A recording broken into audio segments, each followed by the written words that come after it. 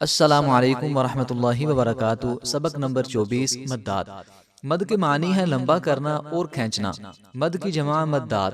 قاعدہ نمبر 1، حروف مدہ کے بعد اگر حمزہ اسی کلمے میں ہو تو اسے مد واجب کہتے ہیں۔ اس کی مقدار 3 سے 4 الف ہے، جیسے جاء، جیء، سوء، اولیاء، دعائی، یشاء۔ قاعدہ نمبر 2، حروف مدہ کے بعد اگر حمزہ دوسرے کلمے کے شروع میں ہو تو اسے مد جائز کہتے ہیں۔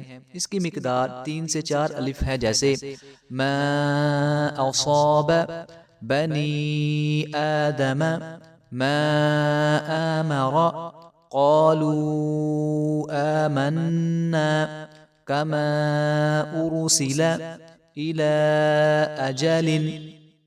قاعدہ نمبر 3، حروف مدہ کے بعد والے حرف پر اگر شد ہو تو اسے مد لازم کلمی مشکل کہتے ہیں۔ اس کی مقدار 5 سے 6 الف ہے، جیسے دابۃ، حاجہ، والصافات، ولا تحاضون،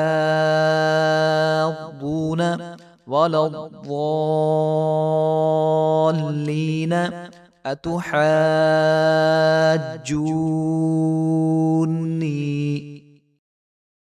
قاعدہ نمبر 4، حروف مدہ کے بعد والے حرف پر اگر جزم ہو تو اسے مد لازم کلمی مخفف کہتے ہیں۔ اس کی مقدار 5 سے 6 الف ہے، جیسے الآن۔ یہ تھا ہمارا آج کا سبق، تو ملتے ہیں انشاءاللہ اگلے سبق میں۔